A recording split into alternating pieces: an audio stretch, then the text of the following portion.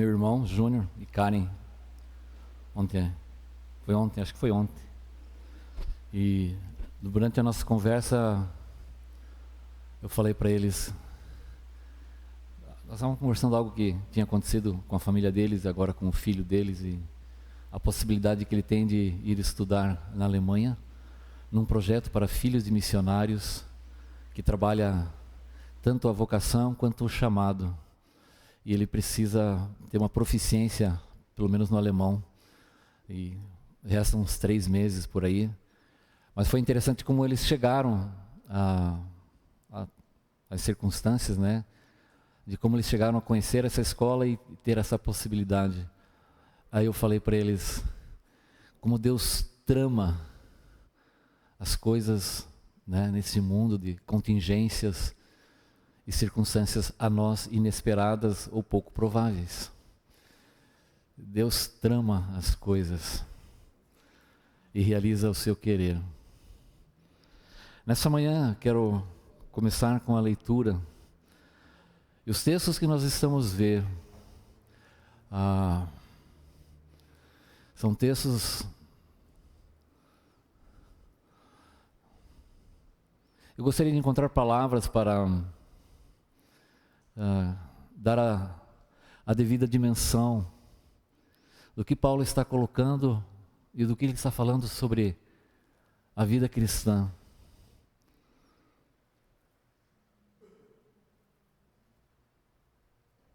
Cadê o pessoal do meio aqui? Só veio 3 hoje? 4. Obrigado, irmão. Luciano é um irmão abençoado. Uma vez 2 soldados invadiram uma reunião de irmãos armados. Era um país contrário ao evangelho. Todo aquele que não crê em Jesus e que o negaria, você tem a oportunidade de ir embora agora. Alguns se levantaram e foram embora. Fechem as portas. Irmãos, agora vamos falar da palavra. Os traidores já foram embora. Eu quero dar chance para você, depois de eu ler a história, você também poder sair. Você já vai entender. A doçura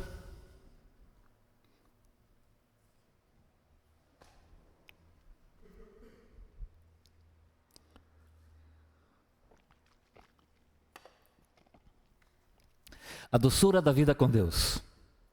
Mark e Marta. Marta, enquanto observo meu marido, Mark, sentado na cadeira de rodas, totalmente incapaz de qualquer movimento, a não ser mexer os olhos, e mesmo isso se torna cada vez mais difícil. Penso que estamos nos aproximando do 10º aniversário da nossa jornada. Tudo começou com um leve espasmo muscular, quando Mark estava com 48 anos. Um mês depois, o médico diagnosticou a causa como esclerose lateral amiotrófica, ELA, também conhecida como síndrome de Lou Gehrig, uma doença fatal. Estávamos casados há 25 anos.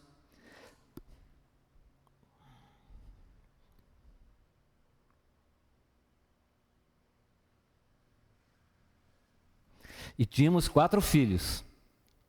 Sempre fomos uma família dinâmica, de modo que a rápida deterioração física de Mark foi desoladora. Quando Mark ficou doente, caiu num buraco de desespero. Não tinha ideia de como atravessar o sofrimento que havia pela frente.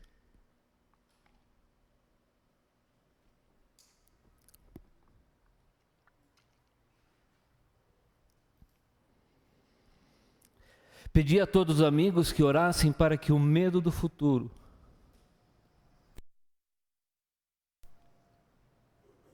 não me roubasse a alegria do presente, porque eu estava lutando com isso. E eu me perguntava, se eu não for mais a esposa de Mark, quem serei? Hoje entendo a idolatria daquela afirmação e o motivo de tanto desespero. Minha identidade estava no Mark, como meu marido e provedor. Aos meus olhos, ele vinha de Deus. Como consegui sair do desespero é um mistério total. Eu não tive consciência de ser chamada a vir para fora, mas tive um sentimento de ressurreição. No início daqueles dias, Mark e eu repetíamos todos os versículos que nos vinham à memória sobre a graça de Deus.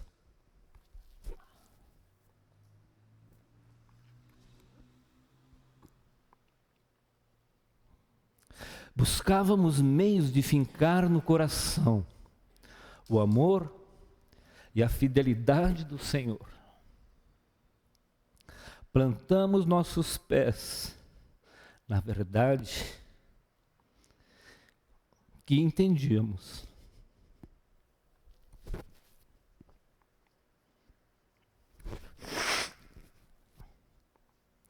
Embora tudo em nossa vida parecesse o contrário delas. Mark, digitando no computador que capa o movimento dos olhos. Quando era jovem, eu praticava esporte e detestava ficar no banco de reservas.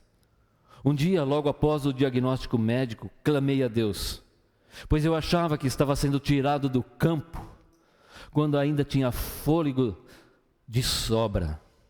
A resposta de Deus foi: faz tempo que você está no banco, é hora de participar do jogo.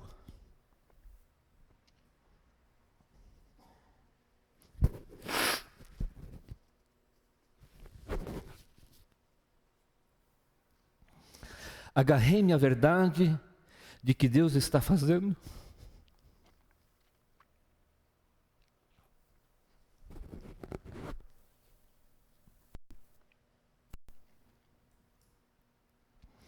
Agarrei-me à verdade de que Deus está fazendo muito mais do que consigo ver.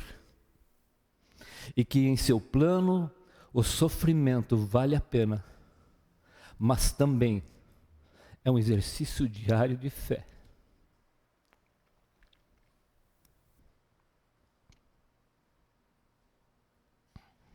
O corpo de Cristo entrou em nossas vidas de maneiras bem tangíveis. Amigos preparavam refeições, davam vales presentes, cortavam a grama.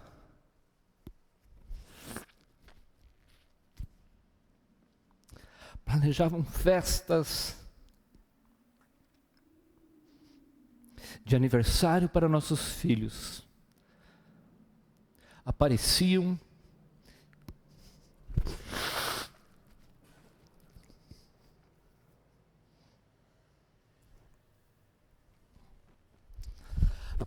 e simplesmente estavam ali. Após 10 anos de jornada, muitos amigos, ainda nos oferecem apoio, força e amor. Traz uma caixa inteira. Ainda bem que o Joso não está aqui, né? Marta, no início, algumas coisas me pareciam emocionalmente impossíveis de ser realizadas. Uma delas foi escolher o lugar em que Mark seria enterrado. Um dia, eu e minhas filhas saímos em busca de um cemitério. Que passeio, né? Havia muita ternura.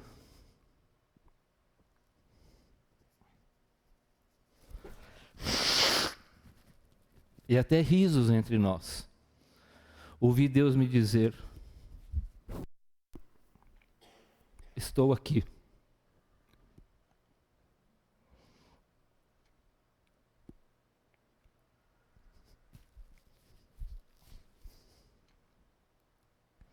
Em todas aquelas situações as quais você se achar incapaz de enfrentar, estarei presente. Foi um dia marcante em que senti Deus ao meu lado. E não apenas naquele dia, mas em tudo o que me aguardava. Mark, como faz 8 anos que não consigo verbalizar uma única palavra, descobri que cantar mentalmente hinos e cantos espirituais afro-americanos ajudou bastante.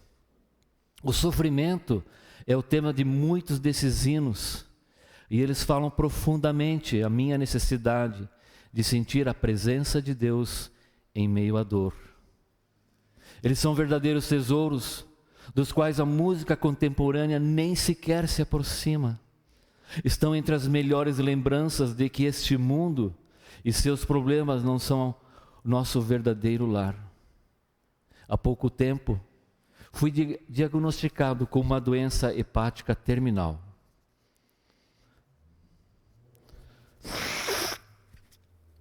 Algumas vezes, acho que estou sofrendo injustamente. Mas sabe, foi Jesus o único que sofreu injustamente. Sua separação do Pai lá na cruz foi além de qualquer coisa que jamais vivenciarei. Como posso reclamar quando Ele sofreu aquela dor por mim? Lembro-me da história que Tim Keller contou sobre um homem que estava com uma doença terminal e disse a ele que não trocaria por mais anos a doçura da vida com Deus, resultante daquela doença.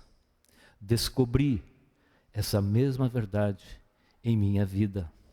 Marta, descobrimos sentido, propósito, alegria, crescimento e inteireza em nossa perda. Eu teria perdido bem mais se tivesse dito não a essa jornada. Deus me tem presenteado tremendamente em meio às dificuldades. Hoje entendo que o sofrimento e a doçura, sem par, andam de mão dadas. Profundidade e riqueza de vida brotaram do sofrimento. Tenho aprendido muito. E Jesus é muito mais doce para mim agora.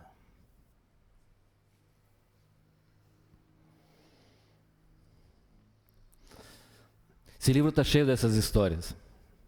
Meio difícil de ler. Viu, Otávio? Meu genro que me deu esse livro, né? 2 Coríntios capítulo 4. Pô, ninguém foi embora? Então tá bom.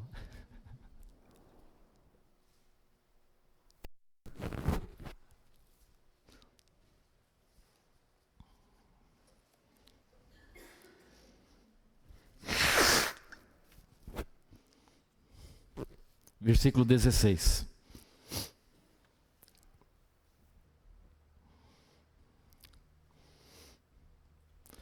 A partir da segunda frase. Embora exteriormente estejamos a desgastar-nos, interiormente estamos sendo renovados dia após dia, pois os nossos sofrimentos leves e momentâneos estão produzindo para nós uma glória eterna que pesa mais do que todos eles.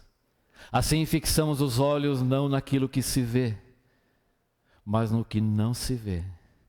Pois o que se vê é transitório, mas o que não se vê é eterno.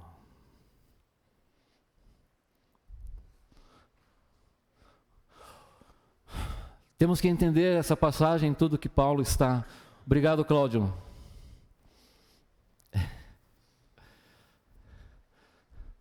Paulo está falando daquele ministério glorioso, o ministério do Espírito, da nova aliança, de insuperável glória. De que aquele que leva a palavra e proclama o Evangelho é um aroma, um perfume suave, porque proclama a palavra da salvação. Nesse ministério do Espírito, onde há liberdade, somos transformados de glória em glória, na face do Senhor. Temos esse ministério de proclamação do Evangelho. E não desanimamos, não vamos desistir. O Evangelho pode estar oculto, mas Deus brilhou maravilhosamente em nosso coração. Brilhou para o conhecimento da glória de Deus. E carregamos esse tesouro, o ministério da proclamação, em vasos de barro, Passamos por situações que nos oprimem, nos angustiam e nos deixam aflitos, nos deixam perplexos. Fomos perseguidos e destruídos e muitas vezes derrubados, corremos risco de vida. Mas tudo por causa de vocês, para que vocês fossem abençoados, e quanto mais pessoas fossem alcançadas, mais glória, tudo para a glória de Deus. Versículo 15, ações e graças transbordem abundantemente para a glória de Deus. Por isso, novamente ele repete, como no versículo 1, não desistimos, não vamos ceder a todo o mal, porque é glorioso aquilo que Deus nos deu. A partir agora desse versículo, Paulo vai nos falar sobre algumas realidades para a nossa vida. Ele vai falar aqui no versículo 16, de uma realidade presente que está acontecendo em nossas vidas. No próximo versículo ele vai falar de algumas realidades que acontecem hoje e que têm repercussão no futuro. E mais para frente ele vai falar de uma realidade maravilhosa que experimentaremos no futuro. É interessante esse desenvolvimento à luz de todo esse contexto das coisas que estão falando. Ele vai falando que todas essas coisas, esse ministério dado pela misericórdia de Deus, de glória insuperável, esse tesouro que a tudo excede, é para a glória de Deus. Mas agora aqui nesse trecho, ele vai dizer ali no versículo 7, uma glória eterna para você. Para você que é proclamador e que vive o Evangelho, que está caminhando. Embora exteriormente estejamos a desgastar-nos. Não sei se você já sabe, mas o espelho conta algumas coisas sobre você, não conta?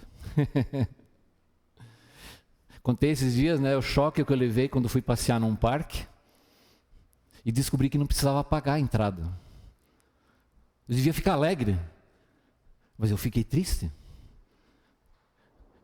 porque me disseram que eu tinha mais de 60 anos e eu não precisava pagar o ingresso.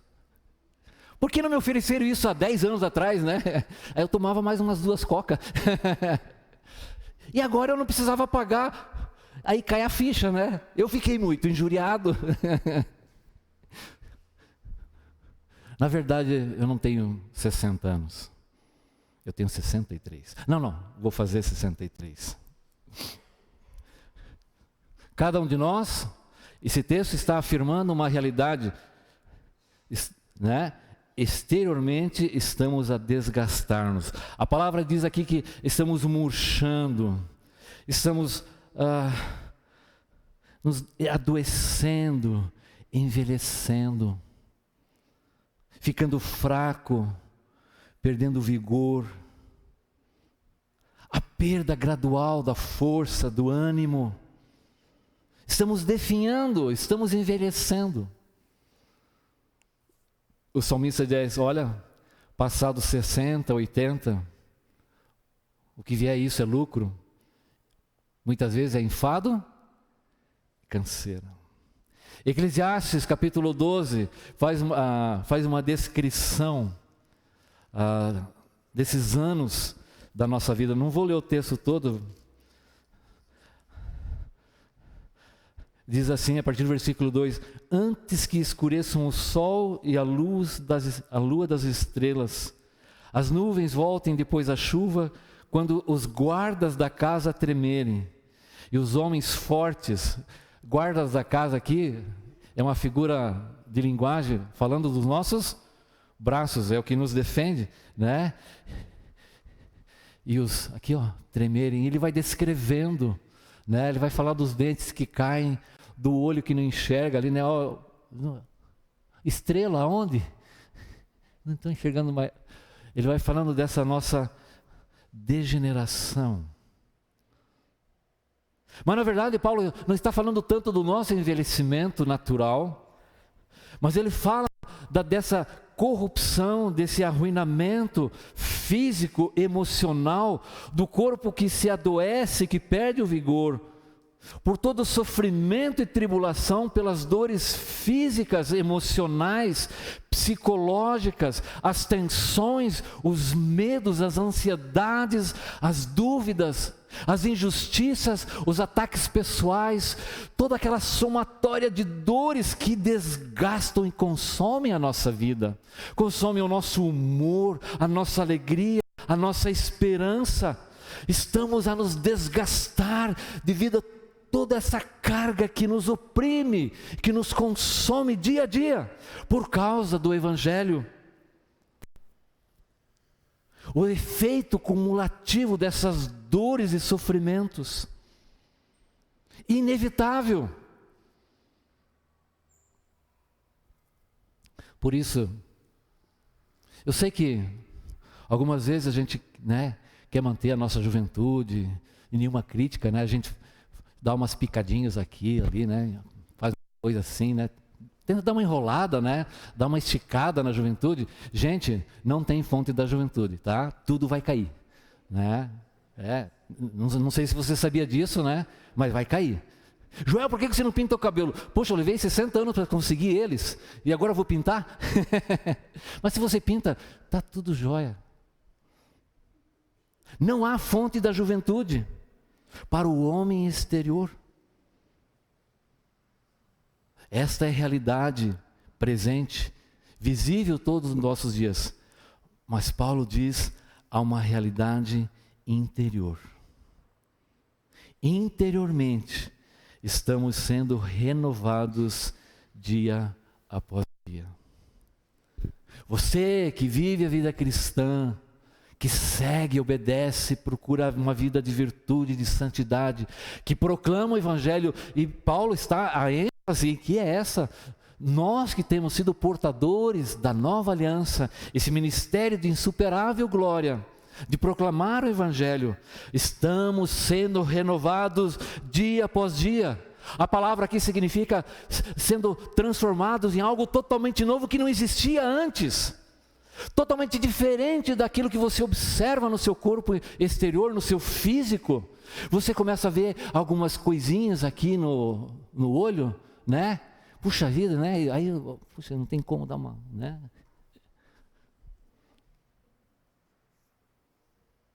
Diferentemente disso, algo novo está surgindo, uma nova realidade está acontecendo na sua vida, um novo tipo de vida que nunca existiu. Diferentemente daquela que nós observamos, dessa corrupção, dessa degeneração, desse amortecimento exterior. Paulo está dizendo, olha, assim, estamos envelhecendo.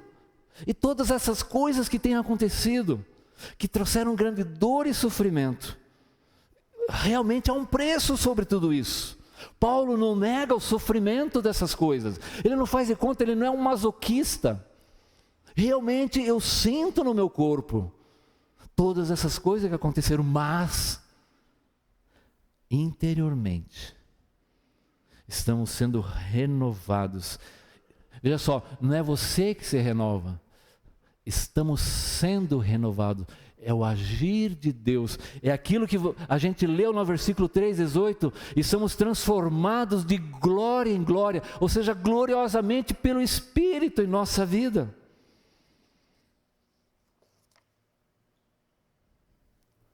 É um novo tipo de vida, adequado para a vida espiritual e para aquilo que Deus está prometendo para nós na sua salvação. A imagem do Senhor sendo formado em nossa vida.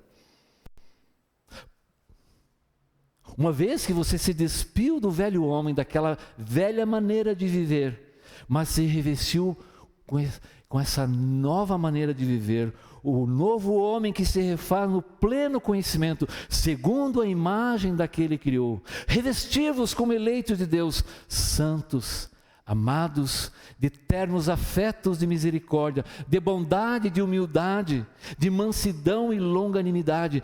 Deus está renovando e implantando em nossa vida essas coisas, dia após dia, constantemente. Essa palavra dia após dia dá essa ideia, é algo permanente. Deus estava fazendo, na medida em que ele estava passando por todas as dificuldades no seu ministério, levando o evangelho, viajando daqui para lá, Deus estava continuamente em meio às suas provações. Deus o sustentou e dentro deles ele estava sendo renovado dia a dia. Esse versículo está dizendo que quando você serve a Deus, quando você está proclamando o evangelho, quando você está vivendo uma vida correta e santa, essa nova vida está sendo desenvolvida em você. Você será sustentado em toda provação. Você receberá, como ele falou no capítulo 1, ao Deus de toda misericórdia, de conforto, consolo e encorajamento. Você será revigorado, ainda que você esteja cansado, ainda que você esteja pensando em desistir, ainda que você esteja oprimido, ainda que você esteja sozinho, ainda que você sente no corpo as dores emocionais e psicológicas, de tudo que você está enfrentando, de uma injustiça na família, de uma injustiça no trabalho, de um fracasso na vida.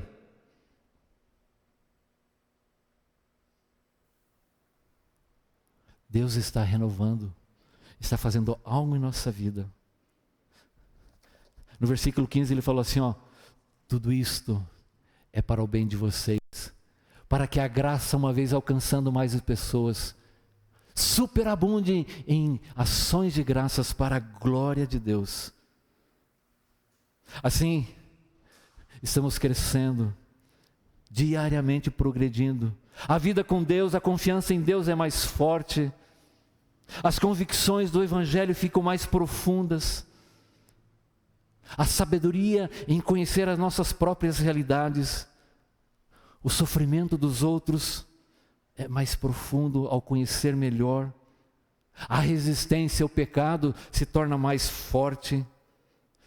Exteriormente, Paulo talvez estava acabado, cansado, mas diariamente ele percebia que estava sendo transformado, se tornando mais jovem. Isaías fala, que os jovens podem se cansar, mas os que esperam no Senhor renovarão as suas forças. Todas as coisas. Ele percebia.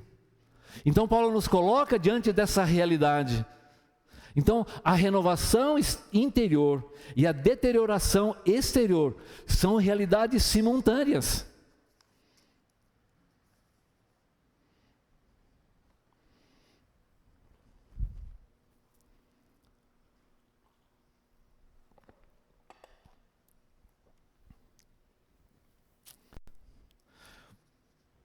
Versículo 17. Pois os nossos sofrimentos leves e momentâneos estão produzindo para nós uma glória eterna que pesa muito mais.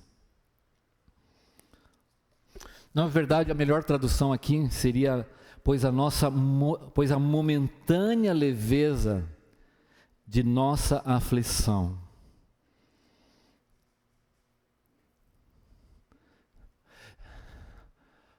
Paulo está descrevendo o caráter e a natureza dos nossos sofrimentos. Essa palavra momentâneo é algo temporário, transitório, algo curto. Muitas vezes pode se referir, do que está acontecendo agora. Um escritor escreveu assim, por esta leveza momentânea de nossa aflição, que passa tão rápido e que deixa tão pouca impressão. Mas não é essa a ideia que Paulo está querendo transmitir aqui. A palavra sofrimentos leves e momentâneos é a mesma palavra que Paulo usa ali de todos os lados, somos pressionados. É a mesma palavra que Paulo usou no capítulo 1 para tribulações. É a mesma palavra.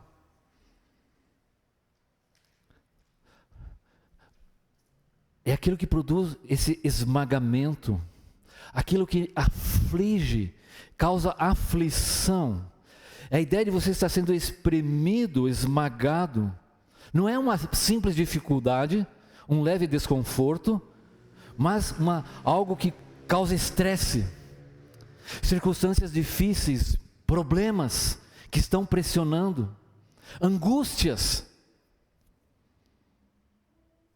que traz esse estresse, que oprime o coração, decepções que esmagam a nossa vida. A palavra tem essa força. A Bíblia nos ensina que é a vossa vida? Sois apenas como uma neblina que aparece por um instante e logo se dissipa. 1 Pedro 1,6 fala, nisso exultais, embora no presente, por breve tempo, se é necessário, sejais contristados por várias provações. A momentânea leveza da nossa aflição. Eu estava pensando, Paulo é muito irônico. Se você prestou atenção nas coisas que ele já falou, eu falei, mas o que ele está falando? Ele disse assim, irmãos, não queremos que vocês desconheçam as tribulações que sofremos na província da Ásia, as quais foram muito além da nossa capacidade de suportar, a ponto de perdermos a esperança da própria vida, já que tínhamos sobre nós a sentença de morte. Ele falou, nós estamos sendo esmagados, pressionados, perplexos, perseguidos. Paulo só pode estar brincando. Momentânea leveza das nossas aflições. Ele passou, ao longo do livro, se você ler um pouquinho mais para frente, ele vai descrever com mais detalhes açoites, prisões, trabalhos árduos, honra, desonra, espancados, entristecidos. E tem mais outra passagem lá, eu falei, não, ele só pode ir brincando, né? O que ele está querendo dizer com esse texto? Foi desafiante.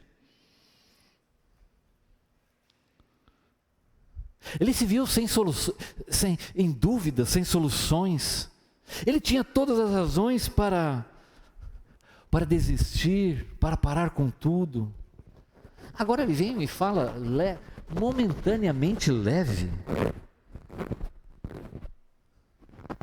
Mesmo debaixo de lágrimas intensas, de críticas e acusações, passou por tribulações muito além que nós talvez nem vamos conhecer, da capacidade que um ser humano.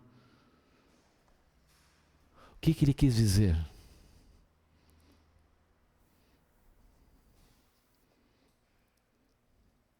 Irmãos, sofrimentos nos preparam para algo inimaginável. Sofrimento e glória são duas realidades. Talvez é como você olhar você está numa floresta, você olha para cima e vê a copa das árvores. Mas você não consegue mais discernir qual é qual. Assim é o sofrimento e a glória. Elas se entrelaçam de uma maneira extraordinária. São realidades temporalmente separadas. Uma está acontecendo. Alguém está acordado assim? Agora. Outra vai se desenvolver futuramente. Cronologicamente, temporalmente, elas estão separadas, mas paradoxalmente caminham juntas, presente e futuros reunidos. Há muitos versículos onde a palavra de Deus une essas duas coisas. Pelo contrário, alegrai-vos na medida em que sois coparticipantes dos sofrimentos de Cristo, para que também na revelação da sua glória vos alegreis exultando. Não desfaleçais as minhas tribulações, por vós, pois nisto está a vossa alegria. Nisto exultais agora, embora no presente, por breve tempo, se necessário, sejais contristados por várias provações, para que, uma vez confirmado o valor da vossa fé, muito mais preciosa do que ouro perecível, mesmo apurado por fogo, redunde em glória e honra na revelação de Jesus Cristo. Glória e sofrimento. Paulo primeiro falou, olha, teu corpo está se degenerando, você está sofrendo, você sofre realmente, as aflições, as pressões da vida nos consomem realmente. Mas estamos sendo renovados dia a dia, esse novo homem interior está crescendo e se fortalecendo. Estamos sendo esmagados de maneira muito forte, além às vezes das nossas capacidades. Mas a momentânea leveza dessa aflição está produzindo uma glória.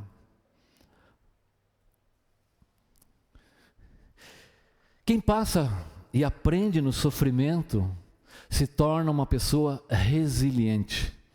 Palavrão, né? O que é resiliente?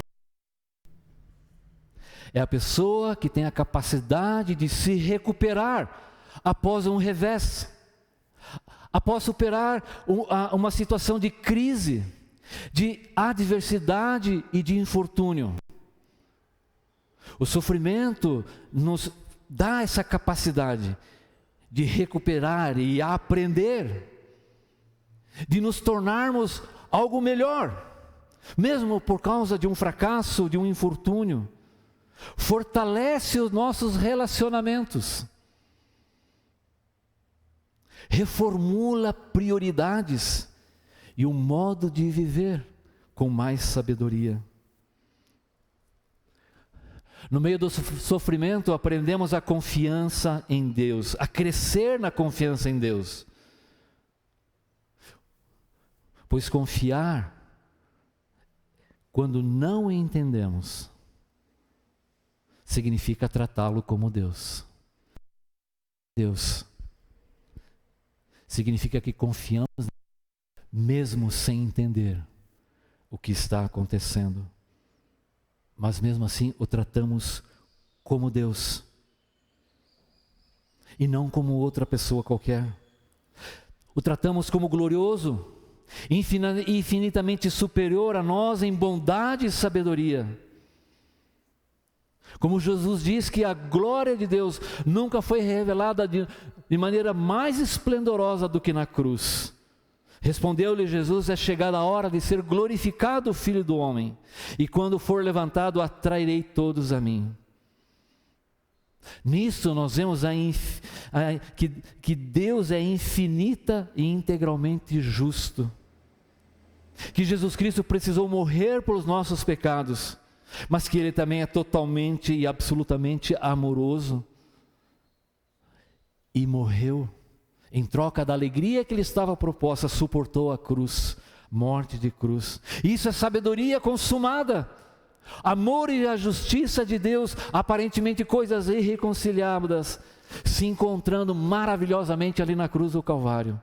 Portanto, confiar na sabedoria de Deus em meio ao sofrimento, mesmo quando ficamos sem entender nada, é lembrar da glória e do significado da cruz.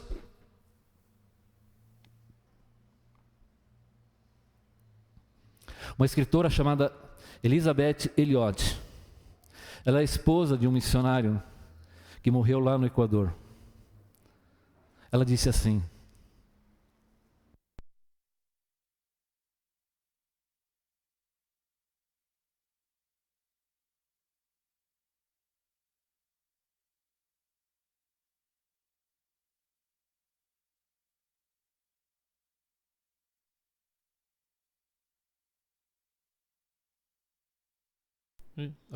voltou?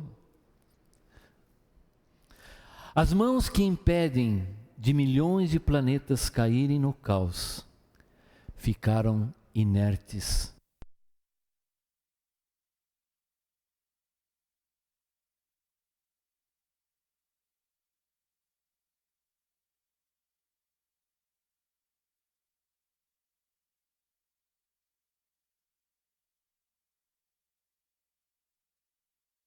de planetas caírem no caos, ficaram inertes, pregadas na cruz por nós. Por isso, podemos confiar nele. Igrejas muito populares, irmãos, ensinam que Deus te fará feliz, saudável, próspero, que fará tudo para o seu benefício pessoal. Assim, sofrimentos, males, tragédias, perdas, conflitos, dores, isso nunca vai glorificar a Deus. São como ofensa e fatalismo. Eles nunca poderiam pregar o que está escrito em Hebreus 11, 35 e 39. Mulheres receberam pela ressurreição seus mortos. Alguns foram torturados, não aceitando o seu resgate, para obterem superior ressurreição. Outros, por sua vez, só passaram pela prova de escárnios e açoites, e sim até de algemas e prisões. Foram apedrejados, provados, cerrados no meio, mortos ao fio da espada. Andaram peregrinos vestidos de pele de ovelhas e de cabras, necessitados, afligidos, maltratados, homens dos quais o mundo não era digno, errantes pelos desertos, pelos montes, pelas covas, pelos antros da terra. Ora, esses homens obtiveram um bom testemunho por sua fé, não obtiveram, contudo, a concretização das suas promessas.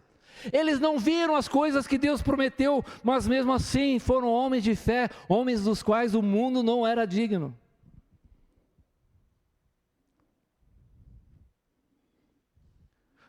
Por causa da fé, todo filho de Deus passa por tribulações. Na sua pregação, Atos 14, 22, Paulo diz assim, fortalecendo a alma dos discípulos, exortando-os a permanecer firmes na fé e mostrando que, através de muitas tribulações, chegaremos, nos importa chegar. Não é porque sofremos que somos salvos, mas que o caminho até a consumação da salvação, entrar no reino de Deus. Se de fato sofremos com Ele, para que também sejamos glorificados com Cristo. Spurgeon disse assim, sobre a sua experiência: receio que toda a graça que tirei dos meus momentos confortáveis e fáceis, e horas felizes, possa valer talvez apenas 1 centavo. Mas o bem que recebi das minhas tristezas, dores e sofrimentos é totalmente incalculável. O que eu não devo ao pote da fornalha, aos foles que sopraram as brasas e a mão que me lançou no calor? Presto o meu testemunho de que os piores dias que já tive acabaram sendo meus melhores dias. Posso prestar meu testemunho pessoal de que o melhor móvel que já tive em casa foi uma cruz. Não quero dizer uma cruz material, quero dizer a cruz das aflições e dos problemas.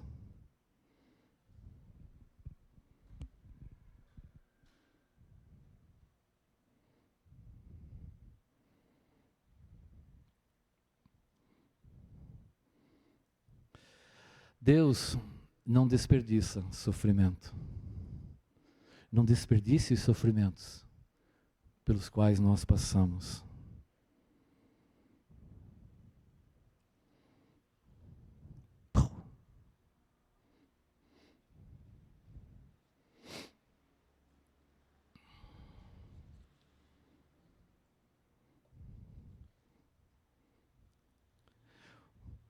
Pois a momentânea leveza de nossos sofrimentos estão produzindo para nós uma glória eterna que pesa mais do que todos eles. Na verdade, vou mostrar um pouco do que aconteceu com esse versículo. Reginaldo, põe aquele slide que eu mandei semana passada para mim, por favor. Há uma expressão que Paulo usa aqui, e os comentaristas, eles mostraram, é muito difícil traduzir essa expressão. E na verdade, há algumas expressões que são difíceis de traduzir de uma língua para outra. Imagina, né, alguma coisa que eles falavam há 2000 anos atrás. É a mesma palavra que está no versículo 7. Para mostrar que esse poder que a tudo excede. Essa palavra, a expressão que a tudo excede. Ela é usada aqui novamente nesse versículo, mas só que de maneira duplicada. O que excede, aquilo que excede. E eles acham, o que Paulo realmente quis dizer com isso? A ideia da palavra é algo que vai além, algo que excede extraordinariamente.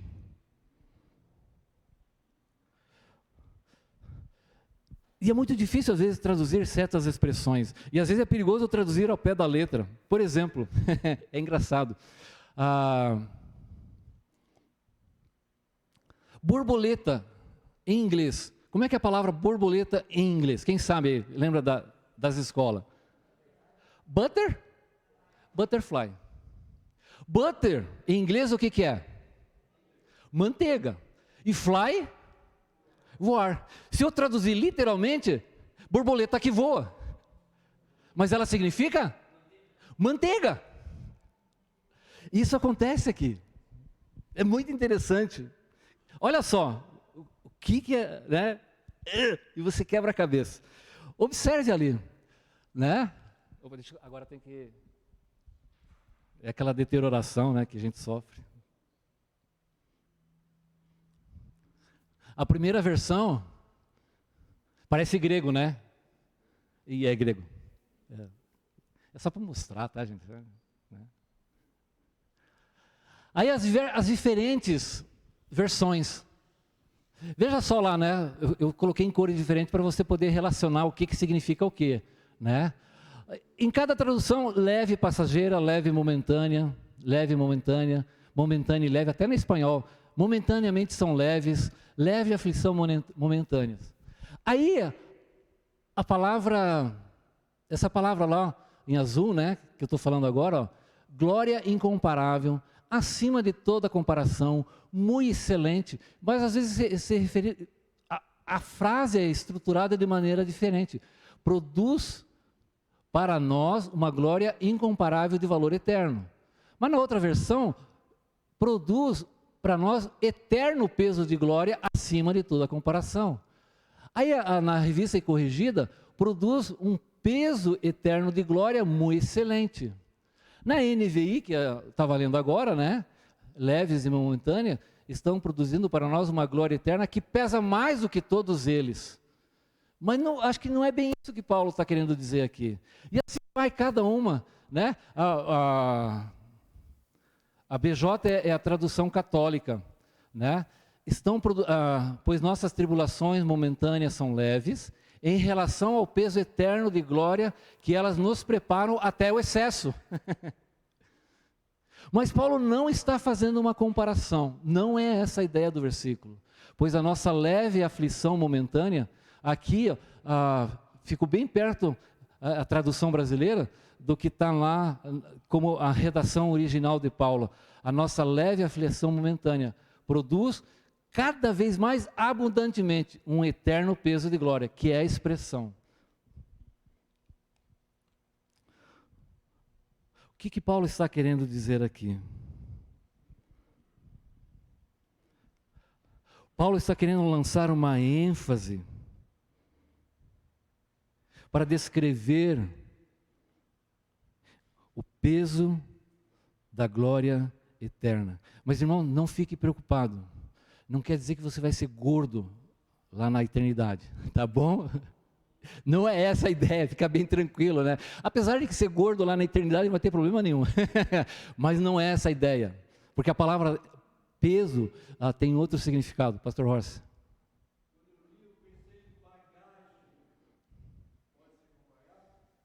Está perto.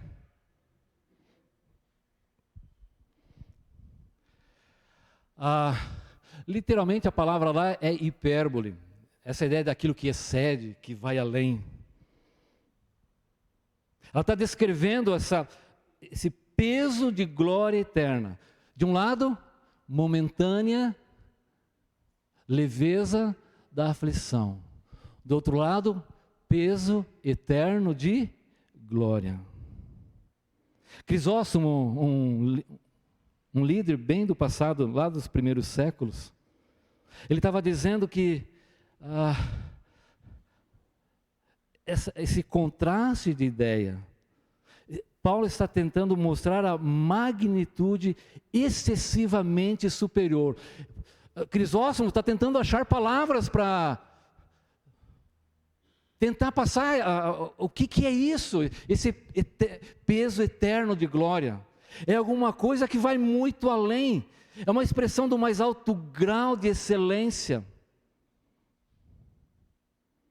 E por isso ele pega e repete, né? Hipérbole em hipérbole. Infinitamente superior. É alguma coisa superlativa de tentar expressar o que é esse peso de glória eterna. Algo que é como ele falou lá no versículo 7, que excede, é aquilo que excede aquilo que excede. Você está entendendo, irmão? É infinitamente superior. É ilimitado. É passar de um grau para o outro, de algo sublime a alguma coisa mais sublime. Além do infinito e ainda permanece além daquilo infinito. É a glória, a coisa mais elevada. É acima de qualquer comparação. Transcendente, nunca passará.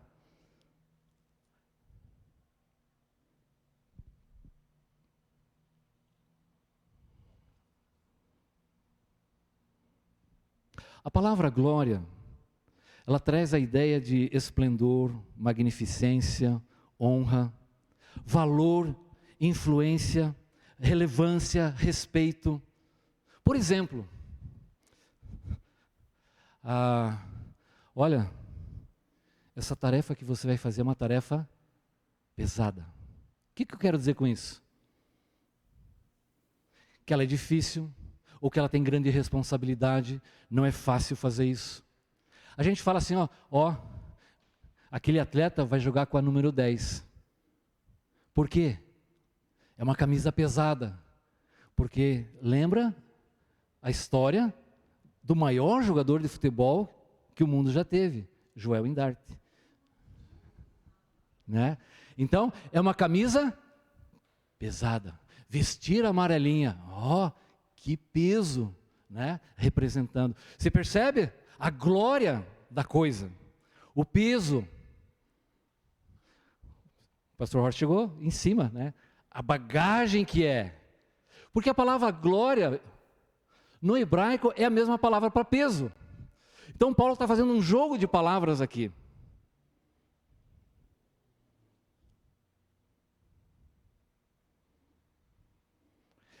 Aquilo que é relevante, aquilo que realmente é importante, aquilo que pesa mais que tudo que possa existir. Paulo está dizendo que as provações experimentadas na vontade de Deus, enquanto se faz a vontade de Deus, a obra de Deus, isso transforma em eterno peso de glória. Não é uma compensação, não é algo que merecemos.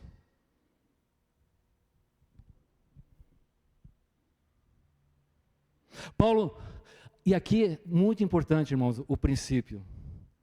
Paulo não está fazendo a comparação entre a momentânea leveza dos nossos sofrimentos com o eterno peso de glória. Paulo não está fazendo, não é para a gente ficar, a maioria dos comentários fazia, não, olha, o sofrimento, se você olha para aquilo que vem para a glória, não tem significado nenhum, é uma coisa ridícula, é tão passageiro.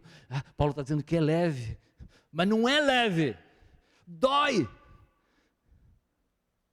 Quando você não olha a frase como um todo, você perde a lição. Tem que ler a frase como um todo, e tem que ler tudo o desenvolvimento do pensamento de Paulo. Qual é a frase inteira? Observe a frase inteira. Pois os sofrimentos leves e momentâneos estão produzindo para nós uma glória que pesa mais do que todos eles. Você lê a frase toda, o que significa?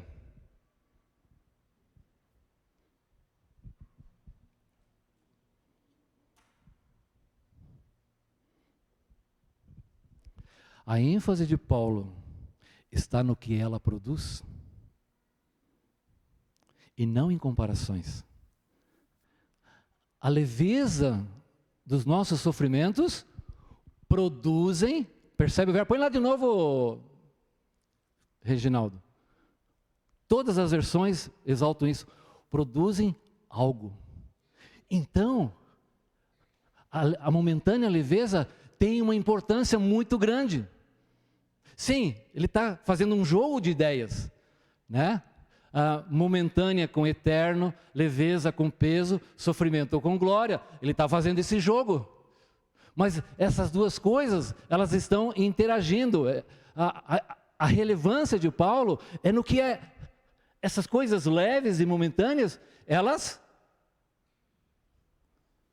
lá em verde, ó, produz, nos obra, né? A versão em espanhol, nos preparam, produz. Você percebe?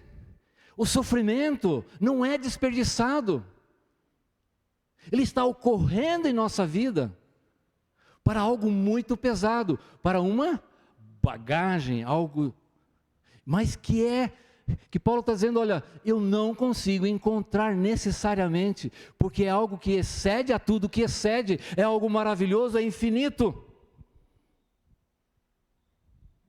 Paulo não está fazendo comparações. E quando entendemos o que Paulo está nos dizendo, a momentânea leveza de nossos sofrimentos passam a ter um propósito. Mas isso a gente vai só ver se... Nosso tempo voou. Vamos orar. Vocês vão continuar sofrendo. Vamos continuar sofrendo aqui. Mais um pouquinho. Ai.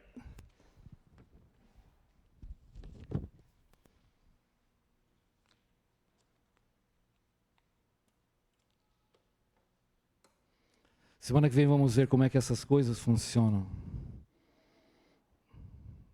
É muito maravilhoso. Pai querido, obrigado pela tua palavra, pela essa manhã. Nossos corpos se desgastam, sofrem as mais diferentes circunstâncias da vida. Mas o Senhor está nos renovando de glória em glória, sendo transformados pelo Espírito do Senhor, dia após dia. E os sofrimentos momentâneos, leves, momentaneamente leves, vão produzir algo muito especial, algo que vai além da nossa compreensão. Obrigado, Senhor, por essas verdades. Uma verdade profundamente maravilhosa. Daquilo que o Senhor é e o poder que o Senhor tem de produzir em nós algo extraordinariamente glorioso. Muito obrigado, Pai, porque vai além da nossa melhor compreensão. Oramos em nome de Jesus. Amém.